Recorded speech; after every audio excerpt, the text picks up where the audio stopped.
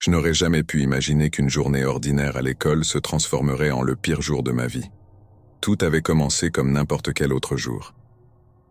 J'étais un peu en retard, et je me sentais un peu groggy après être resté éveillé tard la nuit précédente. En arrivant à l'école, j'ai salué mes amis et je me suis installé dans ma première classe, sans me douter que le chaos et la terreur allaient de bientôt éclater. Après le déjeuner, nous étions tous dans le couloir, attendant notre prochain cours, quand soudain l'alarme de confinement a retenti dans toute l'école. La panique s'est installée, et les élèves ont commencé à courir dans tous les sens. Un enseignant est passé en courant et m'a tiré dans une salle de classe voisine avec 10 autres élèves. L'enseignant a verrouillé la porte et nous a demandé de nous cacher sous les bureaux. Nous sommes restés là, dans le silence, la peur nous saisissant, alors que nous écoutions les faibles bruits de pas à l'extérieur de la salle. Les secondes semblaient être des heures, alors que nous attendions, sans savoir ce qui se passait dans le reste de l'école. Soudain, il y a eu un bruit sourd à la porte à côté de notre classe, me faisant sursauter de terreur. Le professeur nous fit signe de rester silencieux et nous avons retenu notre souffle en priant pour que la personne à l'extérieur s'en aille. Puis il y a eu un coup à notre porte, suivi d'une voix désespérée, celle d'un garçon qui suppliait qu'on le laisse entrer, affirmant que quelqu'un le poursuivait. Le professeur hésitait, partagé entre la compassion et les protocoles stricts de confinement. Nous étions tous paralysés par la peur, incertains de ce qu'il fallait faire. Les bruits de pas à l'extérieur se sont éloignés, et la voix du garçon s'est finalement éteinte. Nous sommes restés blottis sous les bureaux, tendant l'oreille pour détecter le moindre signe de danger. Les minutes s'étiraient, et le silence devenait assourdissant. Soudain, un cri strident déchirant l'air a retenti dans les couloirs de l'école. Cela semblait venir de l'étage supérieur juste au-dessus de nous. Mon cœur battait à tout rompre alors que nous échangions des regards horrifiés, priant pour que ce cauchemar prenne fin. Les minutes passaient, semblant durer une éternité, jusqu'à ce qu'un autre cri déchire l'air, remplissant l'école de terreur une fois de plus. La peur dans la pièce était palpable, et je n'arrivais pas à me défaire de l'idée que nous étions en grand danger.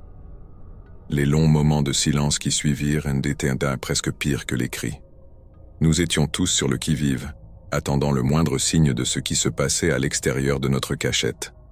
Le professeur, manifestement stressé, gardait un œil attentif sur la porte, prêt à nous protéger à tout prix.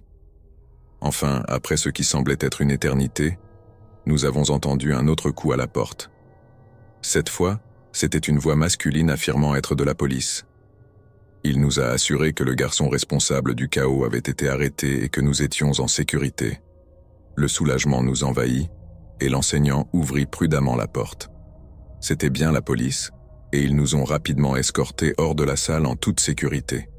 En traversant l'école, l'horreur de ce qui s'était passé commençait à se révéler. Nous avons appris qu'un élève de 18 ans, nommé Fabian, avait attaqué 2 enseignantes, Madame Jeanne et Madame Laura, avec une hache. La brutalité de ces actions nous a tous laissés sous le choc. Madame Jeanne était sans défense, allongée sur le sol, gravement blessée mais encore vivante, lorsqu'il l'a frappée à plusieurs reprises avec la hache. Madame Laura, ayant entendu les cris, s'était précipitée pour aider, mais avait tragiquement subi le même sort. La police avait agi rapidement et avait réussi à appréhender le garçon avant que d'autres dommages ne soient causés. Lorsque la réalité de la situation s'est installée, j'ai ressenti un mélange de soulagement et de tristesse. J'étais reconnaissant d'être en sécurité, mais l'horreur d'avoir été témoin d'une telle violence et la perte de 2 enseignantes bien-aimées pesaient lourdement sur mon âme. L'école était désormais une scène de crime, et les autorités travaillaient sans relâche pour enquêter sur les événements terrifiants qui s'étaient déroulés. Fabian fut arrêté et plus tard condamné à la réclusion à perpétuité pour ses crimes odieux.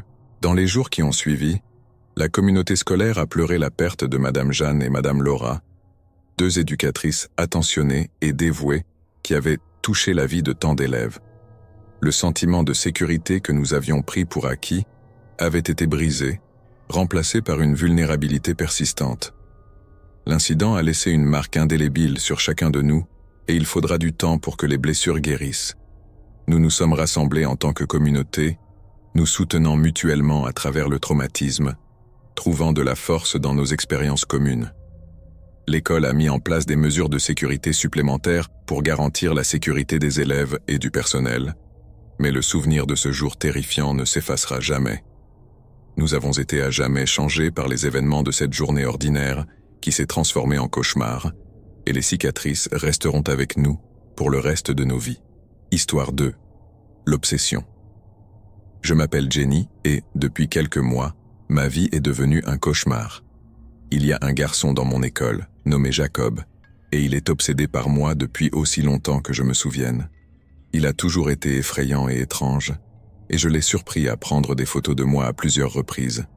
J'en ai parlé au principal, mais il n'a rien fait de plus que de parler à Jacob, ce qui n'a fait qu'empirer les choses. Au fil des semaines, les choses sont devenues de plus en plus étranges.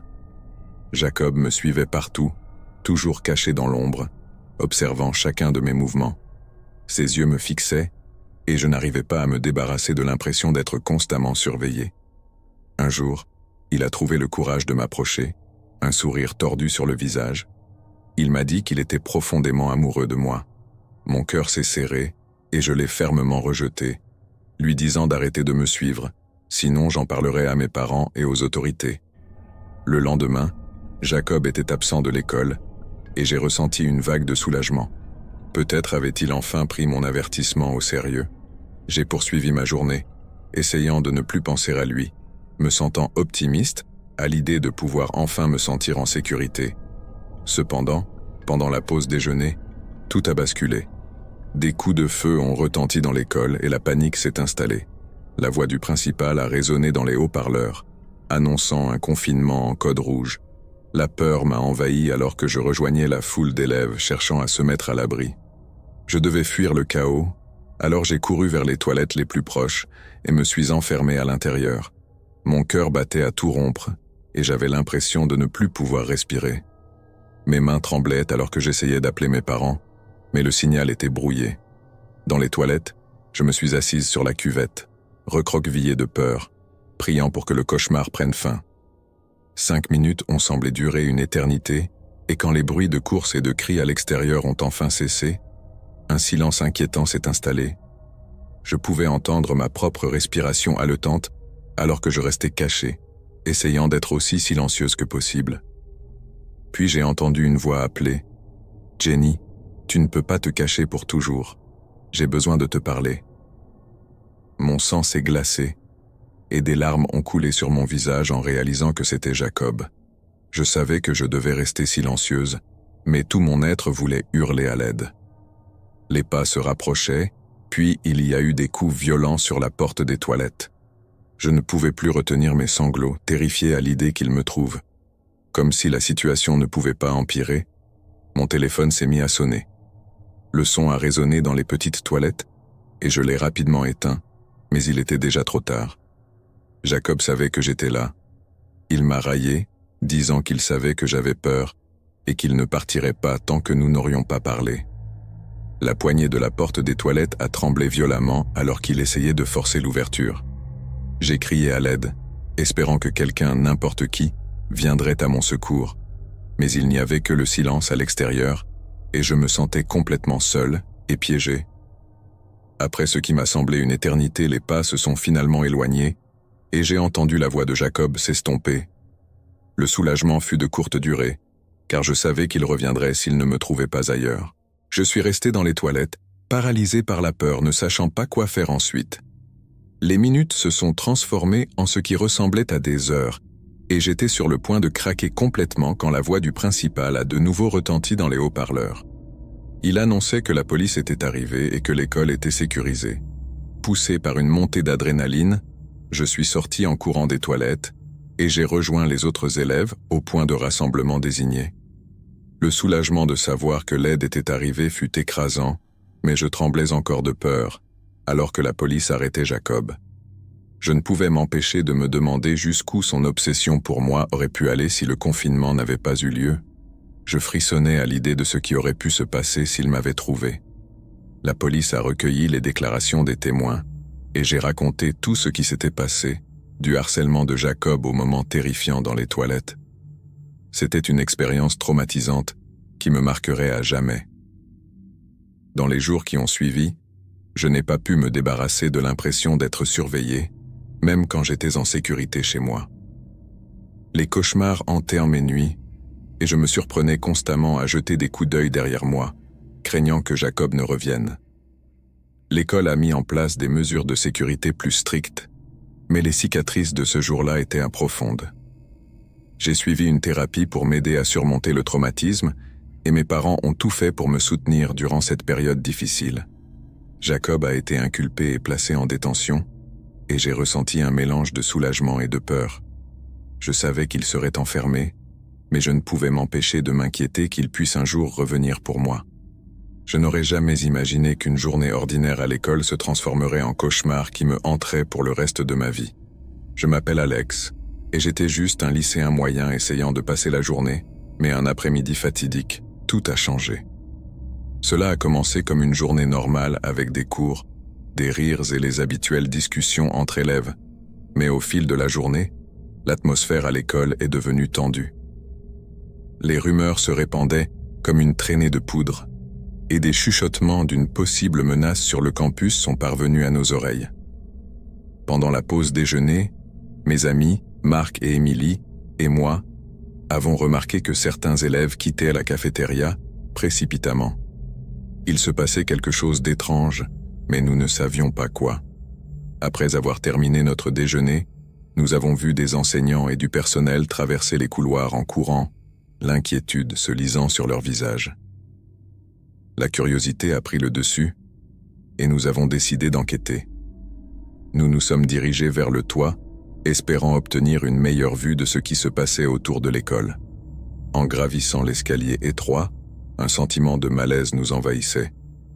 Arrivés sur le toit, nos pires craintes se sont confirmées. Nous pouvions voir des élèves et des enseignants évacuant les lieux, guidés par des membres du personnel qui faisaient de leur mieux pour assurer la sécurité de tous. La voix du principal résonnait dans les haut-parleurs, demandant à chacun de rester calme et de suivre les protocoles de confinement. La panique était palpable, et nous savions que nous devions rester cachés pour ne pas attirer l'attention. Nous nous sommes blottis derrière de grands réservoirs d'eau, nos cœurs battant à tout rompre. Nos yeux scrutaient les environs, tentant de comprendre le chaos qui se déroulait sous nos yeux. Cela ressemblait à une éternité d'attente, cachée à la vue de tous, sans savoir ce qui se passait en bas. Nous nous accrochions les uns aux autres pour nous soutenir, nos esprits remplis de questions et de peur. Le bruit des sirènes remplissait l'air, et je pouvais sentir le poids de la situation peser sur nous. Soudain, un bruit fort a résonné, suivi du son indubitable de coups de feu. Mon sang s'est glacé, et mon cœur a manqué un battement. C'était difficile à comprendre. Cela ne pouvait pas être réel. Cela ne pouvait pas se passer dans notre école. Marc, Émilie et moi, nous sommes regardés, incrédules, nos visages pâles sous le choc. Nos instincts nous disaient de courir, de fuir le danger, mais nous savions que rester cachés était notre seule chance de survie. Le toit semblait être l'endroit le plus sûr, mais chaque coup de feu nous rappelait le danger qui se cachait en bas. Les minutes passaient comme des heures, chaque détonation nous glaçant le sang. Nous ne pouvions nous empêcher de nous demander qui pourrait faire une telle chose. Qui pourrait apporter violence et terreur dans notre école? Alors que nous attendions en silence, nous avons remarqué un groupe d'élèves blottis ensemble en bas, cherchant à se protéger près des grilles de l'école. Nos cœurs se serraient, pour eux, et nous ressentions une profonde impuissance, sachant que nous ne pouvions rien faire pour les protéger. Au milieu du chaos, nous avons entendu la voix d'un enseignant crier, demandant à tout le monde de se baisser et de se mettre à couvert. Il était évident que le personnel de l'école faisait tout ce qu'il pouvait pour nous protéger, et nous nous accrochions à l'espoir que de l'aide arriverait bientôt. Mais à mesure que les minutes se transformaient en ce qui semblait être une éternité, le bruit des coups de feu a lentement commencé à s'atténuer. Nous retenions notre souffle, incertains si le danger était vraiment passé. Le toit nous offrait une certaine sécurité, mais nous nous sentions aussi isolés, coupés du reste du monde. Enfin, la voix du principal retentit à nouveau dans les haut-parleurs, annonçant que le confinement était terminé et que la menace avait été neutralisée.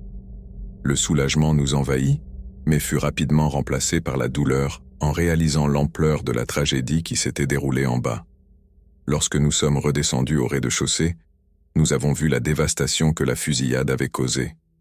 Les ambulanciers couraient autour de nous, s'occupant des blessés, et les policiers sécurisèrent la zone.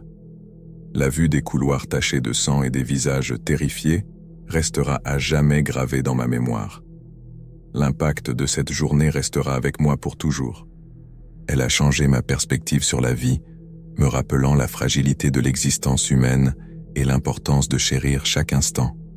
Je ne pouvais m'empêcher de penser aux élèves qui avaient perdu la vie, aux familles qui avaient été dévastées et aux membres du personnel courageux qui avaient risqué leur vie pour nous protéger.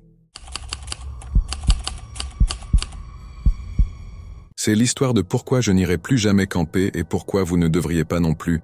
Je fais toujours des cauchemars à propos de ce visage dans le lac, alors que le soleil commençait sa descente, projetant une lueur dorée sur la forêt. Mon groupe d'amis et moi, Charlie, Lucas et Emma, débordions d'excitation alors que nous nous embarquions pour notre voyage de camping, tant attendu. L'anticipation de l'aventure et de la camaraderie remplissait l'air alors que nous parcourions la nature sauvage, nos sacs à dos chargés de provisions et nos cœurs remplis de joie. Après une heure de traversée à travers le feuillage dense, nous sommes tombés sur un joyau caché, un lac pittoresque, niché au milieu des arbres imposants. Le site devant nous nous a coupé le souffle, et sans une seconde pensée, nous avons décidé que c'était l'endroit idéal pour installer notre camp pour le week-end, sous la voûte des étoiles. Nous avons planté nos tentes et nous nous sommes rassemblés autour du feu de camp. Les rires et les plaisanteries résonnaient dans les bois, alors que nous partagions des histoires et nous nous livrions à la torréfaction de guimauve. On avait l'impression d'être dans notre propre petit monde, loin des ennuis de la vie quotidienne. Alors que la nuit avançait, la chaleur du feu de camp fournissait du réconfort, mais il y avait un sentiment persistant que quelque chose n'allait pas. J'ai essayé de m'en débarrasser en l'attribuant à l'ambiance étrange que la nuit dans la nature peut parfois apporter, mais le malaise persistait. Et alors que je plongeais mes orteils dans le lac pour me rafraîchir, une odeur inattendue a agressé mes sens. C'était nauséabond, et je ne pouvais pas vraiment mettre le doigt sur son origine, mais je l'ai écarté en pensant que cela devait être un phénomène naturel dans ce paradis isolé. Cependant, le sentiment d'inquiétude n'a fait que se renforcer lorsque j'ai entendu un bruit étrange émanant de ma gauche. Ma curiosité a atteint son paroxysme. J'ai étudié prudemment la source, mais je n'ai rien trouvé d'inhabituel pour ne pas alarmer mes amis. J'ai décidé de garder l'étrangeté pour moi. Alors que minuit approchait, nous avons décidé qu'il était temps de nous retirer dans nos tentes et de nous abandonner à l'étreinte du sommeil. Je me suis glissé dans mon cocon douillet en espérant que la tranquillité des environs m'endormirait dans un sommeil paisible. Mais à mesure que la nuit avançait, chaque bruissement de feuilles, chaque murmure du vent semblait amplifier, m'empêchant de glisser dans un état de repos. Sur le coup de 3 heures du matin, je fus réveillé en sursaut par une silhouette sombre se découpant sur la lueur du feu de camp. Je supposais que ce devait être l'un de mes amis, incapable de dormir aussi. Alors je me suis courageusement aventuré hors de ma tente pour les rejoindre à ma grande stupéfaction. Il n'y avait personne là. Mon cœur battait fort dans ma poitrine, et un frisson me parcourait la colonne vertébrale. Musique, la fusion et la peur s'enroulaient en moi, alors que j'essayais de comprendre ce qui venait de se passer. C'était comme si la forêt elle-même me jouait des tours, en jouant avec mon sens de la réalité. Puis soudain, un splash brisa le silence venant du lac, les poils de ma nuque se dressèrent, et un frisson de trépidation me parcourut la colonne vertébrale. La peur parcourait maintenant mes veines, mais je résistais à l'envie de fuir vers ma tente, rassemblant mon courage. J'ai tendu la main vers ma lampe de poche et me suis glissé jusqu'au bord de l'eau. La nuit était drapée dans l'obscurité, et j'ai scanné la zone avec mon faisceau de lumière. Mon cœur battait fort dans mes oreilles, noyant tous les autres sons. Puis, je l'ai vu dans le coin gauche du lac. La lumière a révélé un visage horrible, orné d'un sourire sinistre. Mon sang s'est transformé en glace, et je pouvais sentir un cri monter dans ma gorge. Mais avant qu'il ne puisse m'échapper, je me suis retourné et j'ai sprinté vers mes amis, Tara m'encourageant. De retour à la sécurité du camping, j'ai raconté ce que j'avais vu à mes amis, et leurs expressions sont passées de l'amusement à l'inquiétude, bien que sceptiques. Au début, ma propre panique pure et simple dans la détresse les a convaincus que quelque chose n'allait vraiment pas. Frénésie frénétique, nous avons emballé notre équipement et avons fui le lac sans jamais regarder en arrière. L'adrénaline induite par la panique nous a propulsés en avant, notre seul désir d'échapper à l'obscurité qui s'était abattue sur nous. Alors que nous avons finalement atteint la sécurité de notre voiture, nous avons réussi à contacter la police. Nous avons transmis tous les détails effrayants, mais même en le faisant, le surréalisme de la situation persistait. Comment quelque chose d'aussi sinistre pouvait-il se produire dans un cadre aussi serein? La police a agi rapidement, et une équipe de recherche a été envoyée au lac. C'était comme si la forêt elle-même retenait son souffle en prévision de ce qui serait découvert. Pourtant, au fur et à mesure que l'enquête se déroulait, elle n'a donné que des indices troublants, taches de sang sur les feuilles et traces dans l'eau, mais aucune réponse concrète. Les tests ADN ont confirmé que le sang appartenait à une femme. Mais la silhouette que j'ai vue dans le lac était sans aucun doute un homme. Dans les semaines qui ont suivi, la nouvelle s'est répandue comme une traînée de poudre. La police avait découvert une traînée de disparitions et d'affaires non résolues, s'étalant sur plusieurs années. Des spéculations ont circulé et des rumeurs ont dépeint le lac comme un lieu maudit, hanté par les âmes de ceux qui avaient disparu sans laisser de traces. Histoire 2, le massacre des bois. Je m'appelle Joseph et j'ai 21 ans, qui aime le plein air. Je suis un randonneur et un campeur passionné.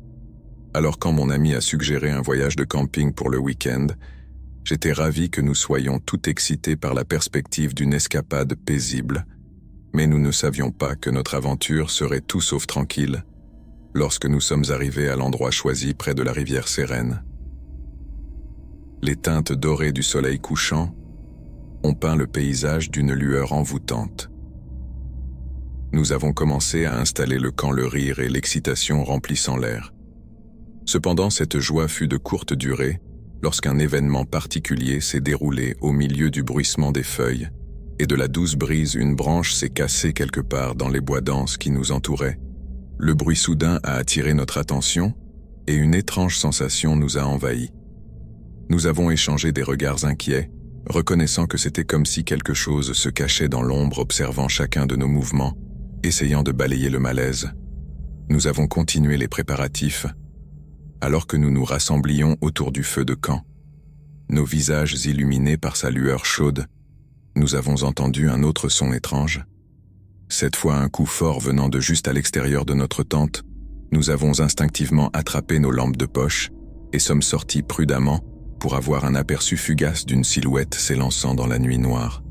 La peur a commencé à s'insinuer dans nos cœurs, et le voyage de camping, autrefois excitant, était maintenant assombri par l'incertitude. En nous retirant dans la sécurité de notre tente, nous nous sommes blottis les uns contre les autres en essayant de rationaliser ce qui se passait autour de nous. Mais les bruits inquiétants ont persisté toute la nuit avec des cris forts occasionnels résonnant dans la désert. Nous ne pouvions ni sonder la source ni rassembler le courage d'enquêter davantage. Au lieu de cela, nous nous sommes accrochés les uns aux autres en cherchant du réconfort dans notre peur partagée. Au lever du jour, nous avons décidé d'écourter notre séjour de camping et de rentrer chez nous. Les événements troublants de la nuit précédente étaient encore frais dans nos esprits, mais nous ne savions pas que les horreurs ne faisaient que commencer. En revenant, nous sommes tombés sur un vieil homme dont la voiture était bloquée au milieu de la route. Son visage était déformé par la terreur, et il a parlé d'une rencontre effrayante dans les mêmes bois où nous avions campé. Le vieil homme a raconté avoir vu une grande silhouette sombre se cacher au milieu des arbres, son regard fixé sur lui avec une malveillance remplie de terreur. Il avait fui la zone aussi vite qu'il le pouvait, laissant derrière lui son lieu de camping paisible transformé en un royaume de peur obsédant. Les regards inquiets nous avons échangés, nous a dit que nous ne pouvions pas rejeter ces mots comme une simple coïncidence. Nos cœurs battèrent d'inquiétude, alors que nous emballions rapidement nos affaires, impatients de quitter cet endroit inquiétant.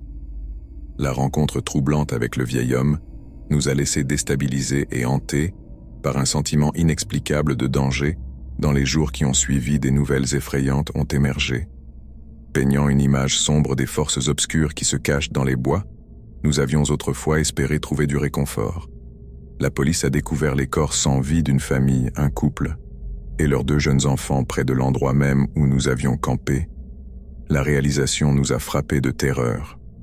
Notre voyage de camping avait involontairement été mêlé à une scène de crime odieuse. Il est devenu évident que la figure inquiétante, aperçue par le vieil homme, n'était autre que le tueur impitoyable responsable de ces meurtres tragiques. Nos cœurs se sont serrés, et nous avons ressenti un sentiment écrasant de gratitude d'avoir échappé à nos vies. L'horreur de ce que nous avions rencontré sans le savoir hantait nos pensées, et les cris de terreur que nous avons entendus cette nuit-là persistaient dans nos esprits comme une histoire d'écho implacable. 3 quelque chose a pris mon petit ami. Je m'appelle Jessica, et je n'aurais pas pu être plus excitée par le voyage de camping avec mon petit ami Léo le Magnifique. La nature sauvage, le crépitement du feu de camp et le ciel étoilé promettaient tous un week-end romantique et mémorable.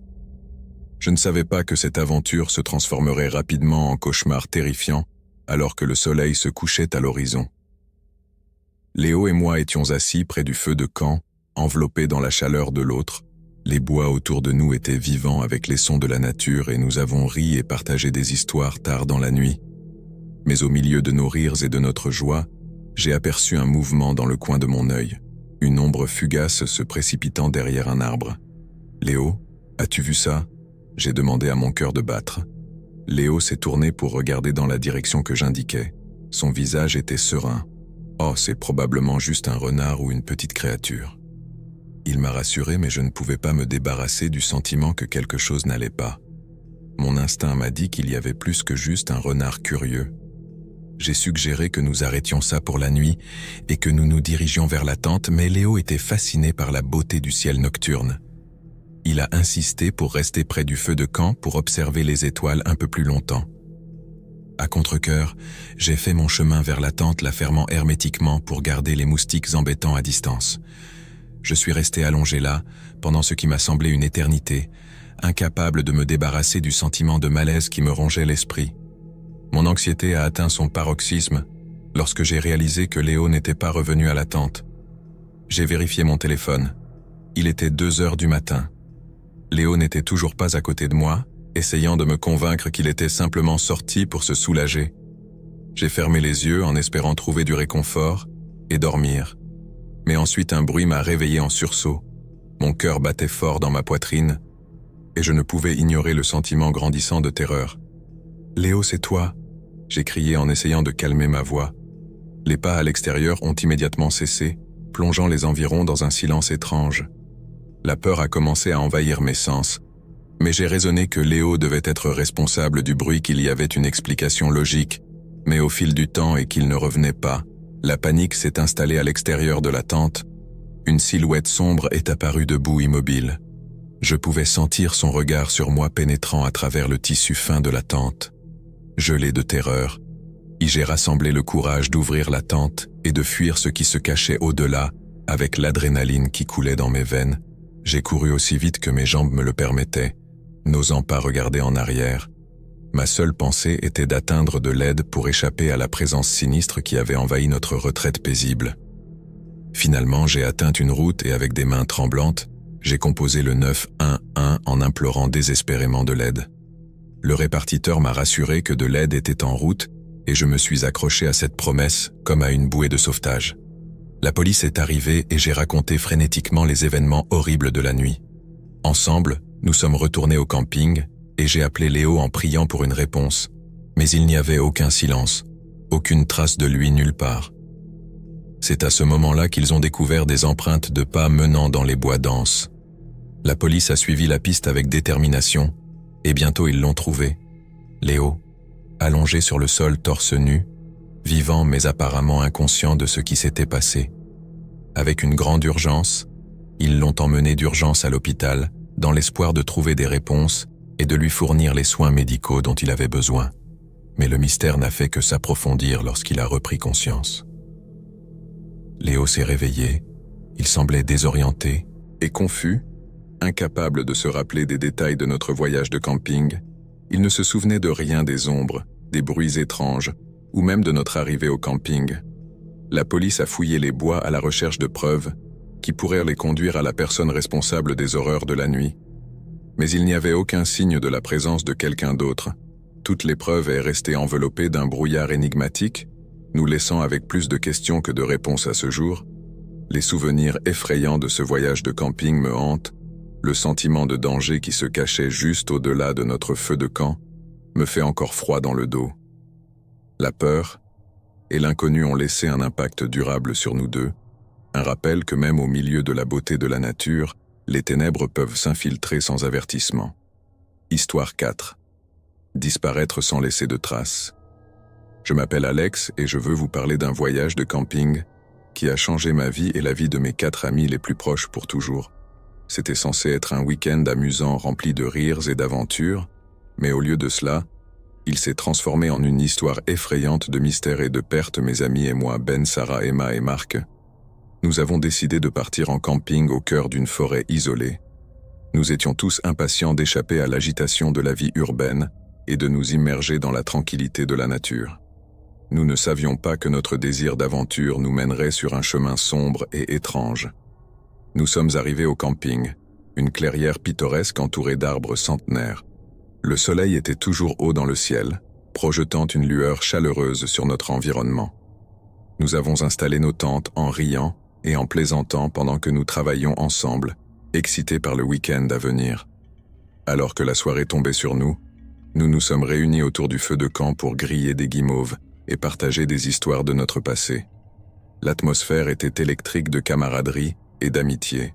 Nous nous sommes émerveillés devant la beauté du ciel nocturne, les étoiles scintillant comme des diamants, mais à mesure que la nuit avançait, un étrange malaise s'est installé sur nous. Il y avait quelque chose d'étrange dans le silence qui enveloppait les bois. Les sons habituels des créatures nocturnes semblaient absents, remplacés par un silence troublant, alors que nous nous blottissions autour du feu de camp mourant. Sarah s'est soudainement exclamée. « Avez-vous entendu cela ?» Nous sommes tous devenus silencieux, tendant l'oreille pour écouter un léger bruissement résonna au loin, envoyant des frissons dans notre colonne vertébrale.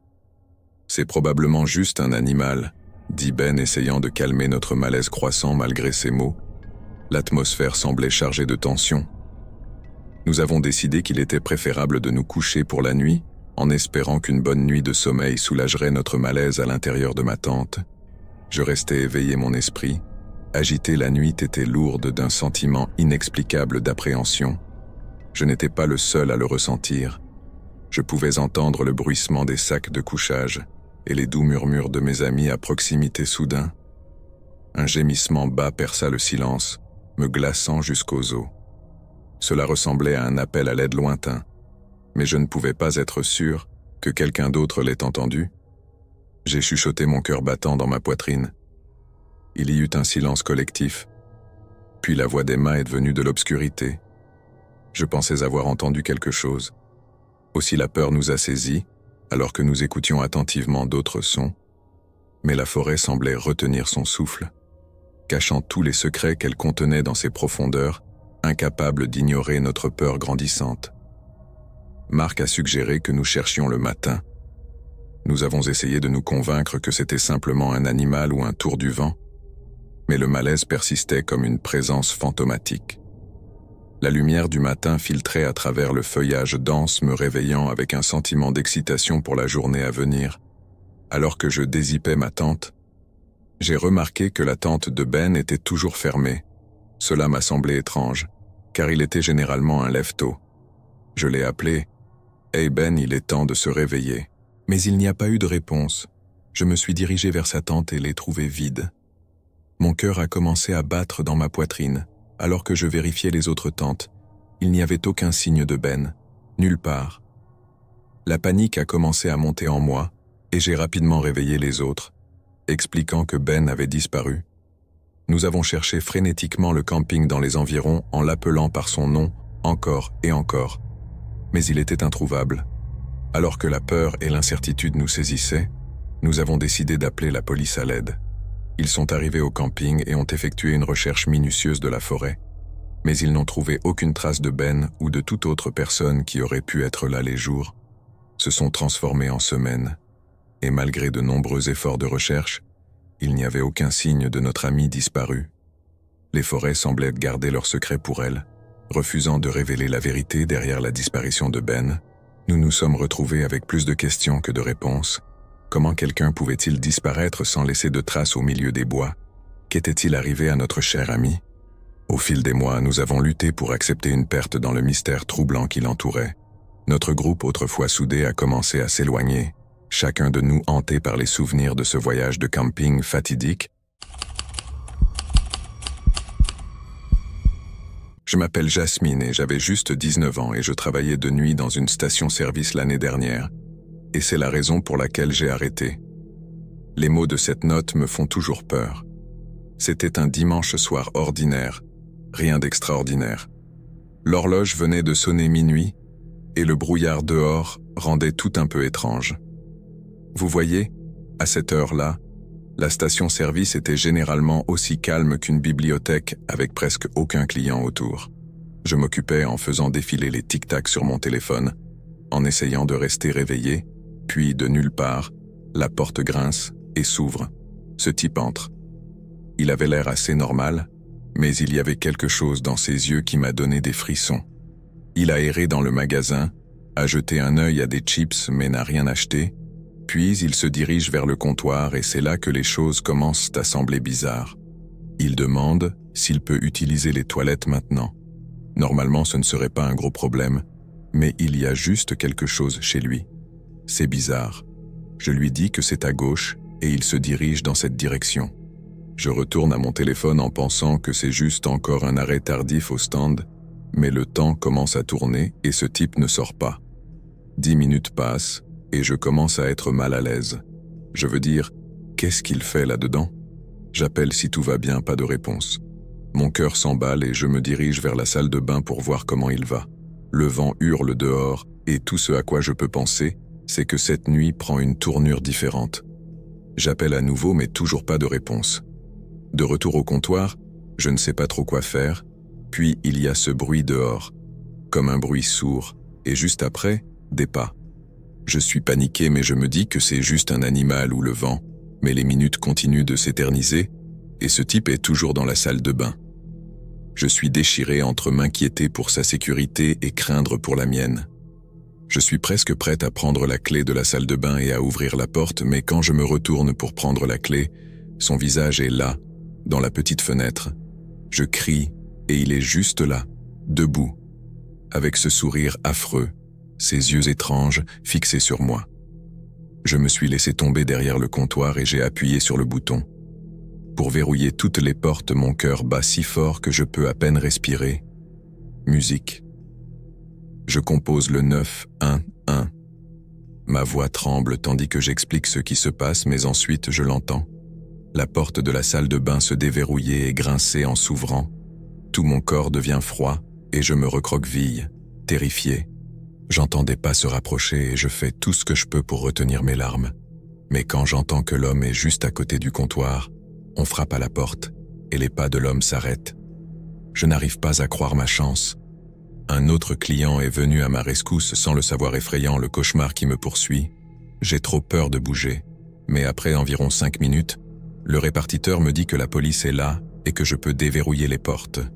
Je le fais aussi vite que je peux, le soulagement m'envahit. La police a fouillé l'endroit dans tous les coins et recoins, mais ils n'ont rien trouvé. L'homme a dû utiliser la fenêtre de la salle de bain pour entrer et sortir. Quand la police a vérifié à nouveau la salle de bain, ils ont trouvé une petite note sur le sol disant « À bientôt, je n'ai aucune idée de ce que c'est ». L'homme avait des plans, mais j'avais l'impression que quelqu'un me lançait une pierre dans l'estomac. La police m'a proposé de me raccompagner chez moi et je n'ai pas hésité. J'en ai fini avec cet endroit. Ils ont promis de faire de leur mieux pour retrouver le gars, mais au fond, je sais qu'ils ne peuvent pas faire grand-chose. Le lendemain, j'ai quitté ce travail. Je n'ai plus jamais remis les pieds dans cette station-service. Quant à l'homme, il a disparu dans les airs. Tout cela m'a laissé avec un pressentiment que je ne me débarrasserai jamais d'un rappel constant que parfois la réalité peut être plus effrayante que n'importe quelle histoire de fantôme. 2 personnes disparues pendant 6 mois, au cours des 2 dernières années. J'ai travaillé de nuit dans une station-service au fil du temps. J'ai vécu ma juste part d'événements étranges, mais rien n'aurait pu me préparer à ce qui s'est déroulé au cours d'une nuit glaciale. Il était environ 2 heures du matin lorsque les choses ont pris une tournure inquiétante que je n'aurais jamais pu prévoir. Alors que je m'occupais de la station, un air de familiarité m'entourait, le bourdonnement des lumières fluorescentes, le faible bourdonnement du réfrigérateur et le grondement occasionnel d'un véhicule qui passait étaient les sons habituels qui accompagnaient mon quart de nuit tardif. Je m'étais habitué à la solitude tranquille de ces heures nocturnes, même si elles apportaient parfois des sentiments étranges. Mais cette nuit-là en particulier était différente. 2 individus sont entrés dans le magasin, un homme et une femme. Au moment où ils sont entrés, j'ai été frappé par l'odeur indubitable de l'alcool qui s'accrochait à eux. C'était comme si l'alcool s'était infiltré dans leur être même, et il était impossible de l'ignorer. Ils se sont dirigés directement vers la section alcool, où les étagères étaient remplies de divers spiritueux et bières, les observant derrière le comptoir. Quelque chose m'a frappé comme bizarre. La femme semblait agitée et mal à l'aise. Son visage marqué par l'anxiété d'un autre côté, l'homme dégageait un calme surnaturel qui a déclenché des sonnettes d'alarme dans mon esprit. Je ne pouvais pas me débarrasser du sentiment que quelque chose n'allait pas dans la situation, en grandissant dans un foyer marqué par le comportement abusif de mon père envers ma mère. J'ai appris à reconnaître les signes de détresse dans le comportement d'une femme, et la femme devant moi affichait ces signes trop clairement. Ses yeux se sont précipités dans le magasin, évitant le contact visuel à tout prix. C'était comme si elle était piégée, désespérée de s'éloigner de quelque chose ou de quelqu'un. J'ai continué à les regarder pendant qu'ils parcouraient les étagères, mon inquiétude s'approfondissant soudainement. J'ai entendu sa voix. La femme disait qu'elle avait besoin d'aller aux toilettes, c'était une simple demande. Mais ce qui s'est passé ensuite m'a fait froid dans le dos. Le comportement de l'homme a radicalement changé par rapport à son calme précédent. Il est devenu frénétique, presque paniqué. Sa voix est devenue forte alors qu'il a refusé avec véhémence sa demande, ces mots porteurs d'un sentiment d'urgence qui était impossible à ignorer. J'étais déchiré, une partie de moi voulait intervenir et il a proposé de l'aide à la femme en détresse, mais une autre partie de moi hésitait, inquiète d'aggraver la situation et de la mettre en danger. Alors qu'ils s'approchèrent du comptoir, l'homme retrouva son calme et demanda un paquet de cigarettes. J'ai fait de mon mieux pour masquer mon inquiétude, le traitant comme n'importe quel autre client, même si je savais que quelque chose n'allait pas. Finalement, ils ont quitté le magasin et un lourd sentiment de soulagement m'a envahi. Mon instinct m'a dit que je devais faire quelque chose, que cette situation était loin d'être normale. J'ai pris le téléphone et j'ai composé le numéro de la police. Ma voix était ferme tandis que je décrivais les 2 individus dans leur direction. Environ 15 minutes plus tard, un policier est arrivé à la station-service. Il a écouté attentivement pendant que je racontais les événements de la nuit, de l'entrée du couple à leur comportement étrange jusqu'à l'escalade de la tension. Il m'a assuré qu'ils prenaient la situation au sérieux et qu'ils avaient une voiture qui suivait le véhicule de l'homme. Sa présence m'a rassuré, même si le malaise persistait après notre conversation. L'officier est parti et j'ai continué à travailler. Pendant le reste de mon quart de travail, alors que l'aube se levait et que le soleil commençait à se lever, j'ai ressenti un mélange d'épuisement et de soulagement. J'avais hâte de rentrer chez moi et de me reposer enfin. Le lendemain, j'ai allumé les nouvelles, espérant une conclusion aux événements troublants de la nuit précédente. Quand j'ai vu, je me suis figé sur place. Le visage de l'homme était sur l'écran, une photo d'identité confirmant qu'il avait été appréhendé. Mais c'est l'arrière-plan de l'image qui m'a frappé avec un sentiment renouvelé d'horreur. La femme que j'avais vue avec lui avait disparu depuis 6 longs mois. Le reportage a révélé qu'elle venait d'un autre État et les pièces du puzzle ont commencé à s'assembler. L'homme avait été arrêté, mais la véritable horreur de la situation résidait dans les détails qui se déroulaient. La femme avait souffert d'une cruauté et d'un mal inimaginable. La réalisation m'a frappé comme une tonne de briques, et je n'ai pas pu me débarrasser du sentiment de profonde tristesse pour ce qu'elle avait dû endurer, tandis que le reportage continuait. J'ai ressenti un mélange d'émotions, de soulagement qu'elle ait été retrouvée vivante, de colère contre l'homme responsable de sa souffrance, dans un sentiment persistant de malaise à l'idée d'avoir été si proche d'une situation profondément troublante. En réfléchissant à cette nuit-là, Je ne pouvais m'empêcher d'être reconnaissant d'avoir suivi mon instinct et d'avoir agi. La femme était désespérée, la situation aurait pu facilement passer inaperçue, mais les événements de cette nuit-là ont été un signal d'alarme. La vie peut prendre des tournants inattendus, et parfois être vigilant et compatissant peut faire toute la différence. Histoire 3. Les coups de feu travaillés de nuit dans une station-service peut vous faire sentir assez seul et mal à l'aise. Laissez-moi vous raconter une nuit dont je me souviens encore clairement. Il faisait si sombre dehors que même la lune semblait se cacher. Le calme de la nuit m'a fait sentir comme si j'étais le seul au monde. J'essayais juste de rester occupé à passer le temps jusqu'à la fin de mon quart sans qu'il ne se passe rien d'étrange. Les heures semblaient longues, et les seules choses autour de moi étaient les lumières vives au-dessus de moi. J'ai nettoyé les comptoirs, rempli les étagères et vérifié les caméras de sécurité, tout pour ne pas penser aux sentiments étranges qui s'installaient. Mais ensuite, de nulle part, quelque chose d'inattendu s'est produit vers minuit. 2 personnes sont entrées dans la station-service, elles avaient l'air désordonnées et se déplaçaient de manière bancale. Rien que les voir m'a rendu nerveux, elles n'avaient pas l'air d'aller bien.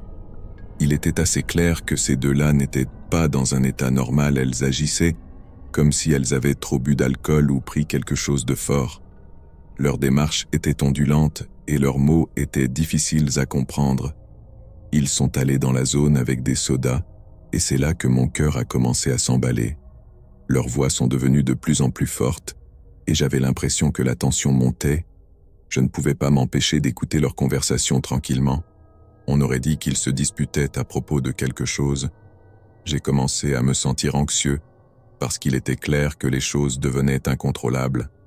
Ils semblaient pouvoir faire quelque chose d'imprévisible à tout moment. Je savais que je devais faire attention, mais je ne pouvais pas me débarrasser du sentiment que quelque chose de mal allait se produire. C'était comme si une tempête arrivait, et on pouvait sentir l'air devenir lourd. J'avais l'impression d'attendre que quelque chose de mal se produise, et je ne pouvais rien faire pour l'arrêter. Tout d'un coup, l'un des gars a arrêté de se disputer, et s'est approché du comptoir où je me tenais. Mon cœur s'est accéléré encore plus vite alors qu'il se rapprochait. Il m'a regardé avec des yeux rouges intenses. Même si j'avais peur à l'intérieur, j'ai fait de mon mieux pour rester calme alors qu'il demandait des cigarettes. L'autre gars a disparu, et puis tout est devenu silencieux. J'avais l'impression que tout l'endroit retenait son souffle. Alors que j'étais sur le point de donner le cigarette, l'autre gars a commencé à courir vers nous. C'était comme si toute la tension dans l'air explosait en même temps. Le temps semblait ralentir, alors que les choses devenaient vraiment chaotiques. Il y avait des bruits forts et des cris, et des choses s'écrasant au sol au fur et à mesure des choses. Espérant une conclusion aux événements troublants de la nuit précédente, quand j'ai vu, je me suis figé sur place. Le visage de l'homme était sur l'écran, une photo d'identité confirmant qu'il avait été appréhendé. Mais c'est l'arrière-plan de l'image qui m'a frappé avec un sentiment renouvelé d'horreur. La femme que j'avais vue avec lui avait disparu depuis 6 longs mois. Le reportage a révélé qu'elle venait d'un autre état, et les pièces du puzzle ont commencé à s'assembler. L'homme avait été arrêté. Mais la véritable horreur de la situation résidait dans les détails qui se déroulaient. La femme avait souffert d'une cruauté et d'un mal inimaginable. La réalisation m'a frappé comme une tonne de briques, et je n'ai pas pu me débarrasser du sentiment de profonde tristesse pour ce qu'elle avait dû endurer. Tandis que le reportage continuait, j'ai ressenti un mélange d'émotions, de soulagement qu'elle ait été retrouvée vivante, de colère contre l'homme responsable de sa souffrance, dans un sentiment persistant de malaise à l'idée d'avoir été si proche d'une situation profondément troublante. En réfléchissant à cette nuit-là, je ne pouvais m'empêcher d'être reconnaissant d'avoir suivi mon instinct et d'avoir agi. La femme était désespérée, la situation aurait pu facilement passer inaperçue, mais les événements de cette nuit-là ont été un signal d'alarme. La vie peut prendre des tournants inattendus, et parfois être vigilant et compatissant peut faire toute la différence. Histoire 3. Les coups de feu travaillés de nuit dans une station-service peut vous faire sentir assez seul et mal à l'aise.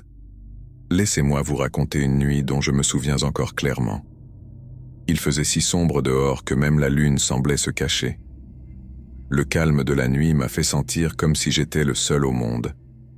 J'essayais juste de rester occupé à passer le temps jusqu'à la fin de mon quart sans qu'il ne se passe rien d'étrange. Les heures semblaient longues, et les seules choses autour de moi étaient les lumières vives au-dessus de moi.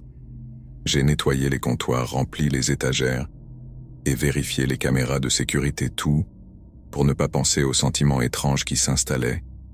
Mais ensuite, de nulle part, quelque chose d'inattendu s'est produit vers minuit. 2 personnes sont entrées dans la station-service. Elles avaient l'air désordonnées et se déplaçaient de manière bancale. Rien que les voir m'a rendu nerveux. Elles n'avaient pas l'air d'aller bien. Il était assez clair que ces 2-là n'étaient pas dans un état normal. Elles agissaient comme si elles avaient trop bu d'alcool ou pris quelque chose de fort. Leur démarche était ondulante, et leurs mots étaient difficiles à comprendre. Ils sont allés dans la zone avec des sodas, et c'est là que mon cœur a commencé à s'emballer. Leurs voix sont devenues de plus en plus fortes, et j'avais l'impression que la tension montait. Je ne pouvais pas m'empêcher d'écouter leur conversation tranquillement, on aurait dit qu'ils se disputaient à propos de quelque chose. J'ai commencé à me sentir anxieux, parce qu'il était clair que les choses devenaient incontrôlables. Ils semblaient pouvoir faire quelque chose d'imprévisible à tout moment. Je savais que je devais faire attention, mais je ne pouvais pas me débarrasser du sentiment que quelque chose de mal allait se produire. C'était comme si une tempête arrivait, et on pouvait sentir l'air devenir lourd. J'avais l'impression d'attendre que quelque chose de mal se produise, et je ne pouvais rien faire pour l'arrêter. Tout d'un coup, l'un des gars a arrêté de se disputer et s'est approché du comptoir où je me tenais. Mon cœur s'est accéléré encore plus vite alors qu'il se rapprochait. Il m'a regardé avec des yeux rouges intenses, même si j'avais peur à l'intérieur. J'ai fait de mon mieux pour rester calme, alors qu'il demandait des cigarettes. L'autre gaz a disparu et puis tout est devenu silencieux. J'avais l'impression que tout l'endroit retenait son souffle. Alors que j'étais sur le point de donner le cigarette, l'autre gaz a commencé à courir vers nous. C'était comme si toute la tension dans l'air explosait en même temps. Le temps semblait ralentir alors que les choses devenaient vraiment chaotiques. Il y avait des bruits forts et des cris, et des choses s'écrasant au sol au fur et à mesure des choses. Il devenait plus difficile de comprendre ce qui se passait. Il y avait de fortes détonations comme si quelque chose frappait fort, et elles résonnaient dans le magasin. J'ai entendu environ 5 ou 6 détonations, et j'avais l'impression qu'elles me frappaient à la poitrine. C'était un bruit effrayant, et cela m'a fait me sentir vraiment petit. La prochaine chose que j'ai su, c'est que je me réveillais dans une ambulance. J'avais tellement mal à la tête, et j'étais vraiment confus. Les lumières étaient vives, et j'entendais des voix, mais il m'a fallu un certain temps pour comprendre ce qui se passait lentement. J'ai commencé à comprendre ce qui s'était passé. J'avais été touché par une balle dans la poitrine, et je me suis évanoui. Le gars qui voulait des cigarettes avait été très gravement blessé. Les balles l'avaient touché, et il n'avait pas survécu. C'était difficile de croire qu'une chose pareille puisse arriver si soudainement. Je ne peux pas oublier cette nuit-là. C'est un souvenir qui m'est resté et j'y pense beaucoup. Cela me rappelle que le danger peut surgir de nulle part et tout changer. J'aurais aimé pouvoir faire quelque chose pour l'arrêter, mais je ne peux pas changer ce qui s'est passé en y repensant. J'espère que d'autres pourront apprendre de mon histoire. J'espère qu'ils seront prudents dans leur propre vie et qu'ils éviteront de se mettre dans des situations dangereuses. La vie est fragile et nous devons faire de bons choix pour rester en sécurité. Histoire 4. Puis-je t'emprunter ton téléphone ? C'était une froide nuit d'automne quand je me suis retrouvé à travailler seul à la station-service. L'horloge a sonné minuit, et les seuls sons que l'on pouvait entendre dans les rues vides étaient les rafales de vent occasionnelles. Les lumières fluorescentes du petit magasin clignotaient et projetaient des ombres étranges sur le sol en linoléum usé. Le bourdonnement constant des réfrigérateurs remplissait l'air. J'ai essayé de m'occuper en feuilletant un magazine, et de temps en temps, en regardant par la fenêtre alors que les minutes passaient, je me sentais très seul en raison du manque de compagnie et de la nature répétitive du travail de nuit commençait à avoir un impact négatif sur moi. Mais je n'avais aucune idée que cette nuit ordinaire deviendrait bientôt l'expérience la plus terrifiante de ma vie vers 3 heures du matin. Une voiture est arrivée à l'une des pompes à essence. Les phares ont éclairé la zone montrant un homme assis sur le siège du conducteur. Il y avait quelque chose dans son apparence qui m'a donné des frissons. Il avait une barbe négligée et portait une veste usée qui semblait étrange par cette nuit froide. Ses yeux semblaient fatigués et rouges, et son visage montrait des signes de vieillissement comme s'il avait connu beaucoup de difficultés dans la vie. J'ai mis un sourire et suis sorti pour l'accueillir, mais je n'ai pas pu me débarrasser d'une étrange sensation d'inconfort. Il m'a regardé intensément, son regard s'attardant un moment de plus que nécessaire. J'ai raclé ma gorge pour apaiser la tension. « Bonsoir, monsieur. Comment puis-je vous aider ce soir ?» J'ai demandé en essayant de paraître calme. La voix de l'homme était rauque et portait un sentiment d'urgence. « J'ai besoin d'aide. Mon véhicule est tombé en panne un court instant loin et je ne possède pas de téléphone. Serait-il possible que vous me prêtiez le vôtre malgré mon hésitation initiale ? Ma compassion pour quelqu'un dans le besoin m'a poussé à lui tendre mon téléphone. Il a rapidement composé un numéro en mettant le téléphone à son oreille. Je n'ai pas pu m'empêcher de remarquer un sourire méchant apparaître sur son visage. Il a brusquement mis fin à l'appel et m'a rendu le téléphone. Son expression maintenant dure et menaçante. « Merci pour votre aide. Vous avez été très gentil. » J'ai senti un frisson parcourir mon dos alors qu'il se retournait et partait disparaissant dans l'obscurité. Je ne pouvais pas me débarrasser du sentiment que quelque chose n'allait pas du tout. J'ai vérifié mon téléphone et j'ai vu qu'il n'avait pas du tout passé d'appel. L'écran n'affichait qu'une séquence de chiffres et de symboles aléatoires, donnant l'impression que quelqu'un l'avait trafiqué. J'ai eu peur quand j'ai réalisé que j'étais tombé dans un piège sans perdre de temps. Je suis retourné à l'intérieur et j'ai verrouillé les portes. Je les balayais comme si j'étais juste un bizarre. Les stations-service semblaient avoir retrouvé leur calme habituel après la visite troublante de l'homme. Et j'ai continué mes quarts avec un peu moins d'appréhension. Cependant, 30 minutes plus tard, alors que j'étais prêt à partir, j'ai entendu une série de bruits faibles venant de l'extérieur. Au début, je l'ai pris pour le vent ou une voiture qui passait, mais les sons ont continué à devenir plus forts et plus distincts. Cela ressemblait à des pas lents, et délibérément mon cœur a commencé à s'emballer et j'ai senti une vague de peur m'envahir. Je me suis dirigé sur la pointe des pieds vers la fenêtre et j'ai prudemment jeté un œil à l'extérieur. Mon souffle s'est arrêté dans ma gorge lorsque j'ai vu une ombre bouger près des pompes à essence. Mon esprit s'est emballé et j'ai réalisé que ces pas ne venaient pas d'un inconnu qui passait, ils venaient de l'homme. La panique m'a saisi lorsque j'ai réalisé qu'il était de retour et qu'il semblait rôder autour de la station-service. Les mesures de sécurité que nous avions mises en place semblaient soudainement inadéquates, ne sachant pas quoi faire. J'ai envisagé d'appeler la police, mais une partie de moi hésitait. Et si j'étais juste paranoïaque? Et si tout cela n'était qu'une coïncidence alors que les minutes passaient, les pas devenaient de plus en plus faibles et finissaient par s'estomper. Je suis resté près de la fenêtre à regarder et à attendre mon esprit tourbillonnant d'incertitude. Dois-je fermer à clé et partir? Dois-je rester et finir mon quart de travail comme d'habitude? La décision semblait impossible à prendre, et je me suis retrouvé aux prises avec ma peur et ma confusion. Après avoir décidé d'appeler la police pour ma propre sécurité, j'ai attendu avec anxiété leur arrivée. Enfin, après 10 minutes, ils sont arrivés. Je me suis rapidement, ils ont déverrouillé les portes, et ils sont entrés dans la station-service. J'ai commencé à expliquer tout ce qui s'était passé cette nuit-là. La police a ensuite effectué une recherche approfondie de la zone et heureusement, j'avais pris la bonne décision de les appeler.